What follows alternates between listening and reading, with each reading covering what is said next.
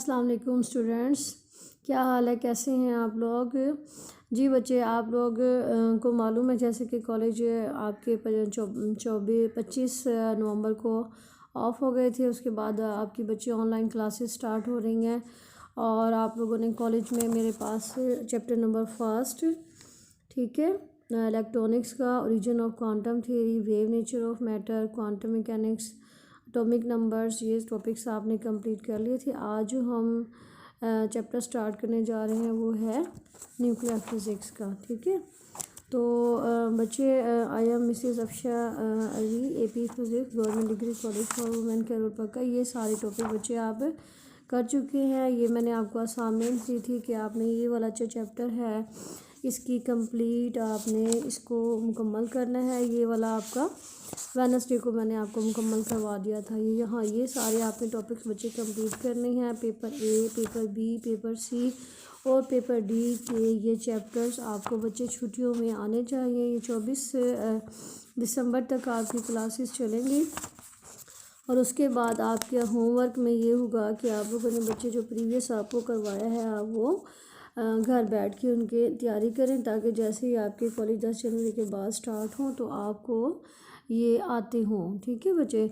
जी, आज हम स्टार्ट करने जा रहे हैं chapter number 6, paper D. The name of this chapter is nuclear physics. और ये जो टॉपिक हम स्टार्ट करने जा रहे हैं ये बच्चे बहुत इजी सा है। इसमें देखें, सबसे पहले हम करेंगे बेसिक प्रॉपर्टीज़ ऑफ न्यूक्लियस। तो यहाँ पे देखें, न्यूक्लियस में the central टिनी but massive part of the atom contain proton and neutron is called nucleus. आपको मालूम है कि न्यूक्लियस जो है इलेक्ट्रिक सेंटर में जो है छोटा सा पार्ट होता है एटम के, तो उसको हम न्यूक्लियस का नाम देते हैं। इसमें हमारे पास प्रोटॉन और न्यूट्रॉन होता है। सेंट्रल पार्ट थोड़ा सा ये हम ड्रा करें तो ये सेंटर में जो पार्ट होता है इसमें प्रोटॉन और न्यूट्रॉन होता है। And electron revolves around the nucleus. तो इलेक्ट्रॉन यहाँ पे रिवॉल्व करते हैं न्यूक्लियस के अलॉन्ग। ये हमारे पास इसमें न्यूक्लियस में प्रोटॉन और न्यूट्रॉन होते हैं, ठीक है।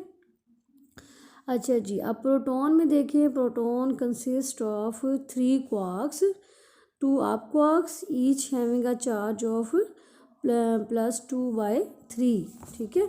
हमारे पास 2 अप क्वार्क्स होते हैं और हर एक की वैल्यू जो है 2/3 होती है। And down quark having a charge -1/3 the charge of proton is, हमारे पास प्रोटॉन को बच्चे चार्ज फिर क्या हुआ +2/3 -1/3। अब यहाँ पे देखिए हमारे पास 2/2 + 2, हमारे पास ये 2/3, 2 में से हमारे पास जस्ट हमारे पास पॉजिटिव चार्ज पे आएगा। इट इज़ इसको सॉर्ट आउट करें, प्लस करें हमारे पास, ठीक है। तो इसमें से हम माइनस करेंगे तो प्लस ही हो जाएगा। It is 1836 times heavier than electron. Proton has a positive charge 1.6 × 10⁻⁻19 coulomb and its mass is 1.673 × 10⁻⁻27 kilogram. It is not truly elementary particle, ठीक है बच्चे। ये आपको मैंने स्टार्ट में न्यूक्लियस का बताया, ये प्रोटॉन और ये neutron. Neutron consist of 3 quarks, 1 up quark of charge 2/3 and 2 down quark each of charge 1 - charge of neutron is equal to 0। यहाँ पे +2/3 -1/3 हो जाएगा -2/3। तो 2/3 में से हमने -2/3 किया तो हमारे पास 0 हुआ। तो its mass is 1840 times greater than that of an electron. Neutron has no charge and its mass is 1.675 × 10⁻⁻27 kilogram. तो न्यूक्लियॉन्स में देखें, every neutrons and protons is called nucleons. ये बेसिक कॉन्सेप्ट है बच्चे न्यूक्लियर फिज़िक्स के बारे में। ये आपको बेसिक पता है कि प्रोटॉन न्यूट्रॉन क्या है। न्यूक्लियॉन, जब न्यूट्रॉन और प्रोटॉन को हम कंबाइन करेंगे तो उसको हम न्यूक्लियॉन का नाम देंगे। आप देखिए हमारे पास नेक्स्ट आ जाएगा एटॉमिक नंबर और चार्ज नंबर। अब ये एटॉमिक नंबर और चार्ज नंबर का आपको पता है कि हम इसको जी से शो करती हैं। The number of proton inside the nucleus. Nucleus में जितने भी बच्चे हमारे पास नंबर ऑफ प्रोटॉन है या number of electron revolving around the nucleus, या हम कहेंगे कि नंबर ऑफ न्यूट्रॉन जितने भी रिवॉल्व करते हैं around the nucleus is called atomic number और charge number of an atom. तो इसको हम चार्ज नंबर का नाम देंगे या और इसको हम कहेंगे एटॉमिक नंबर। तो इसको हम डिनोट करेंगे जी से। The total charge on the nucleus is Z e, where e is the charge on one proton.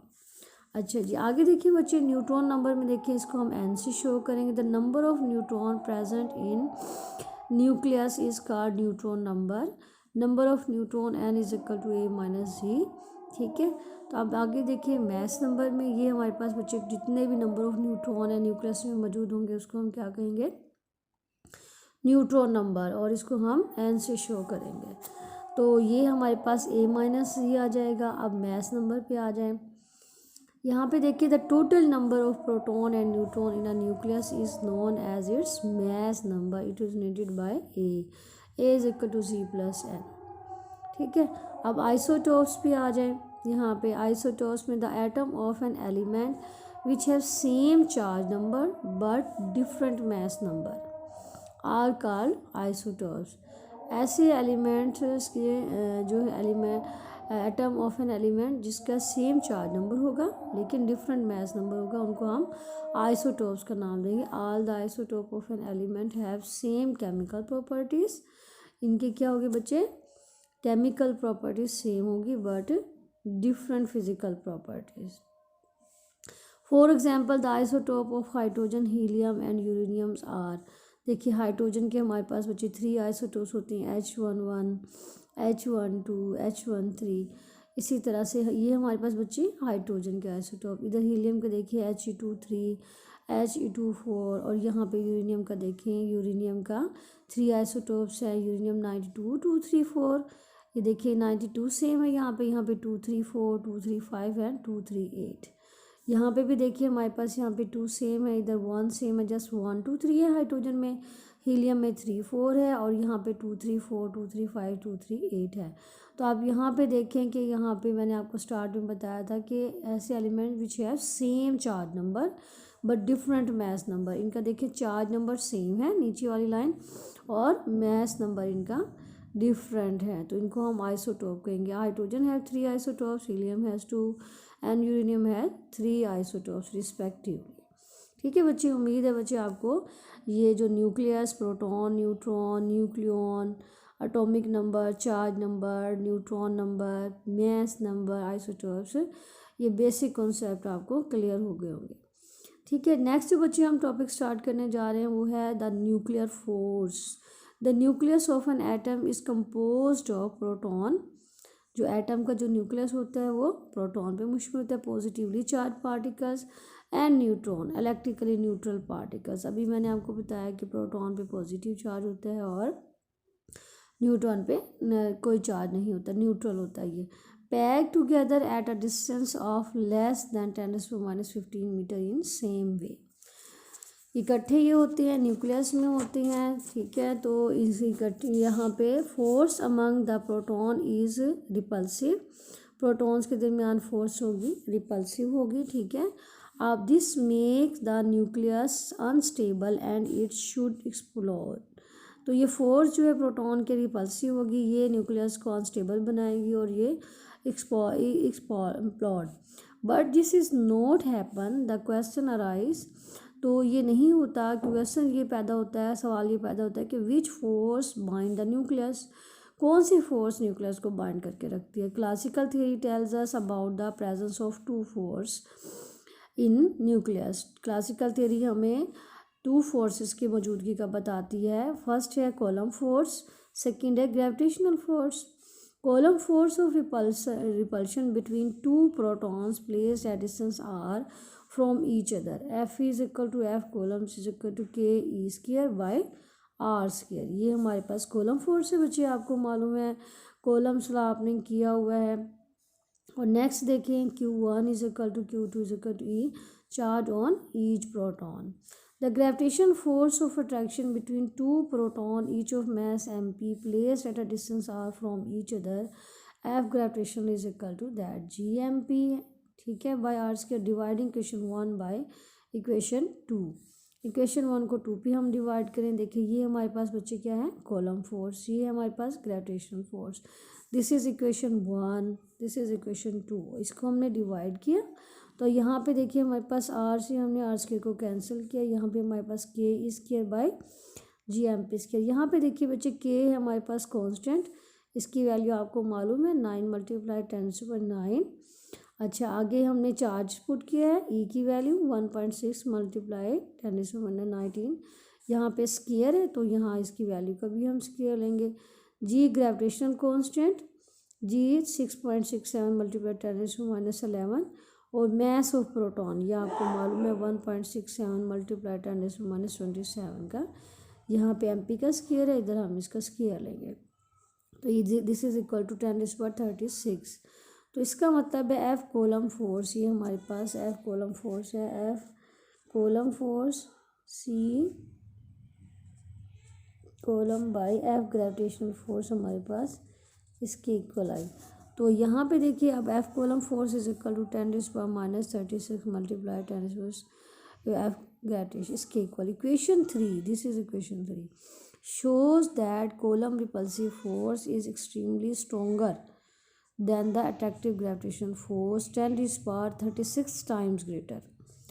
10⁻36 times greater है column force stronger than gravitational force than the attractive gravitational force। Thus the stability of the nucleus cannot be, जो stability है cannot be explained due to these two forces। इन दो forces की वजह से हम explain नहीं कर सकते। As F gravitation very very less Coulomb force than F gravitation nearly equal to 0।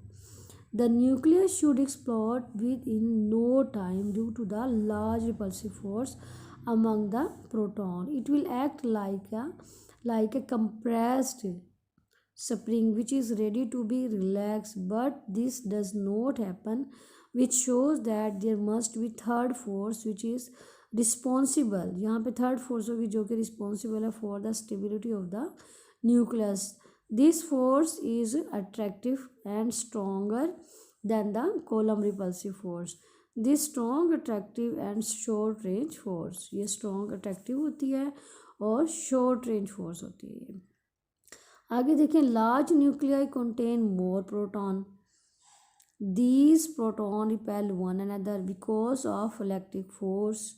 तो ये जो इलेक्ट्रिक फोर्स है इसकी वजह से ये एक दूसरे को रिपेल करेंगे। The column force is much weaker then the strong nuclear force.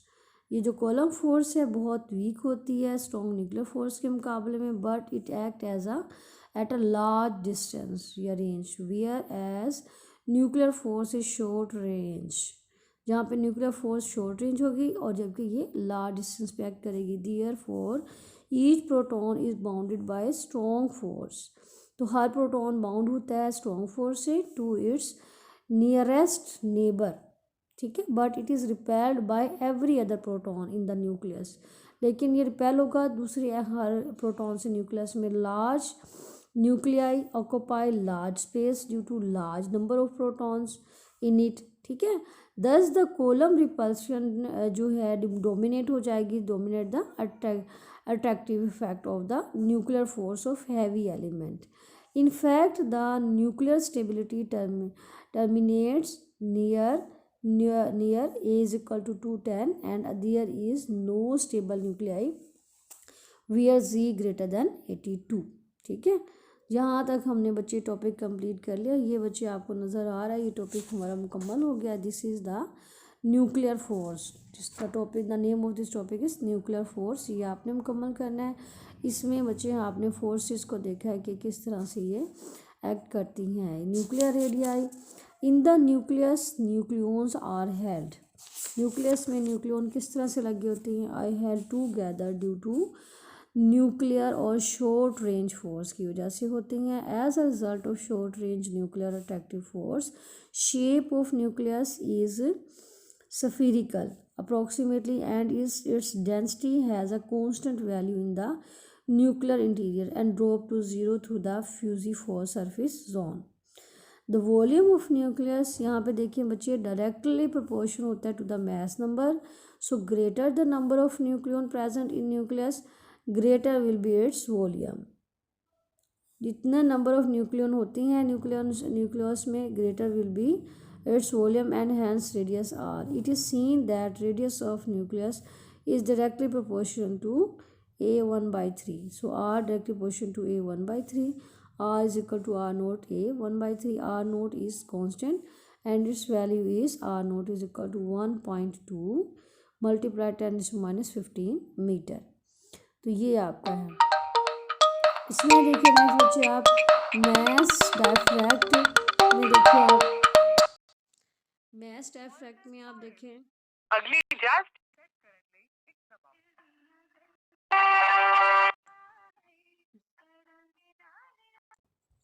Mess defect में बच्चे आप देखें, और mass defect the mass of the nucleus is always less than the total mass of all the proton and neutron making up the nucleus. The missing mass is called mass defect. जो बच्चे nucleus का जो mess होता है वो हमेशा less होता है जो टोटल मैस होता है प्रोटॉन और न्यूट्रॉन का जो न्यूक्लियस को बनाता है।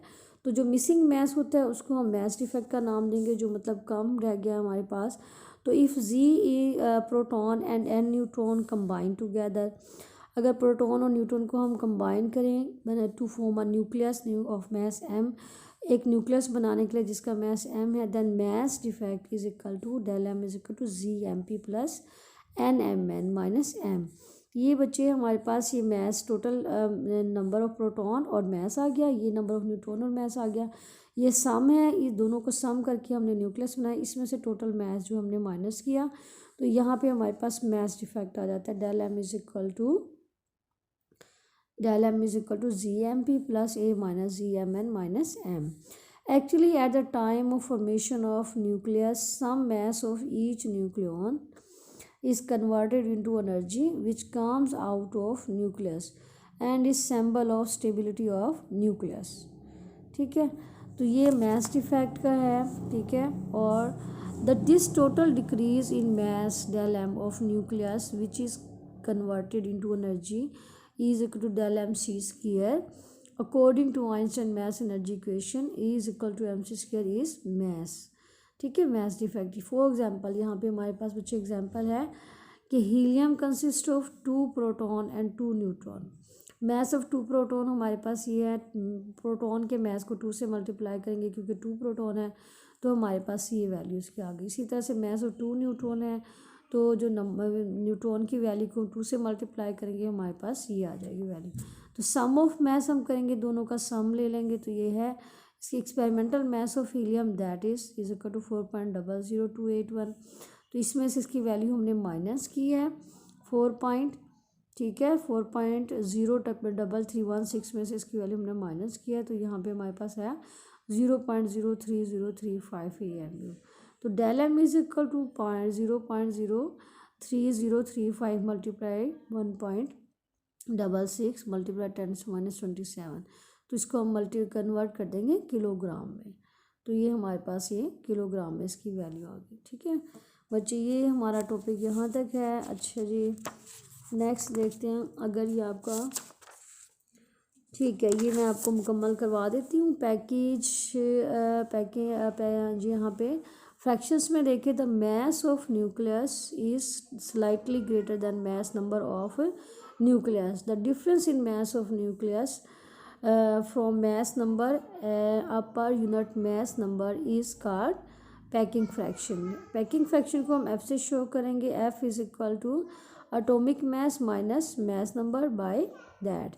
यहाँ पे atomic mass minus mass number divided by mass number. 4 helium, ये बच्चे इसकी डायग्राम है, ये चार्ज नंबर के हैं वैल्यू 0 10 20 30 40 50 60 70 ये हमारे पास, और इधर हमारे पास पैकिंग फ्रैक्शन f 10 0 +10 यह 40 60 80 ये helium barium hydrogen barium helium carbon oxygen, ये सारी वैल्यूज़ हमारे पास यूरेनियम तक इधर आ जाती है। यहाँ पे देखिए हीलियम की वैल्यू 4.0028 माइनस 4/4 क्योंकि ये एक ही वैल्यूज़ हैं 4 4, और ये इसका मैस है टोटल, तो इसमें से माइनस किया F is large for light and heavy atom and small for middle range atom. तो ये जो है लाइट और हैवी के लिए क्या होता है, लार्जर होता है, स्मॉल होता है फॉर मिडल रेंज एटम के लिए। ठीक है बच्चे, यहाँ तक इंशाल्लाह आप इसको मुकम्मल कर लें। नेक्स्ट मैं आपको टॉपिक जो नेक्स्ट लेक्चर में मैं आपको बाइंडिंग एनर्जी और बाइंडिंग फ्रैक्शंस और न्यूक्लियर स्पिन्स और मैग्नेटिज्म इन चीज़ों के बारे में डिटेल से बताऊंगी। और जैसे कि बच्चे मैंने आपको बताया है कि ये टॉपिक है जो मैं करवा रही हूँ उनको साथ साथ बच्चे कंप्लीट करें। ये मैंने यहाँ से स्टार्ट करवाया है, तो काफ़ी सारा ये है आपका टॉपिक, तो इसको यहाँ तक पैकिंग फ्रैक्शन तक आप मुकम्मल करें। कल इंशाल्लाह नेक्स्ट लेक्चर में आपको मज़ीद डिटेल्स मैं आपको बताऊँगी। ठीक है बच्चे, अल्लाह हाफ़िज़।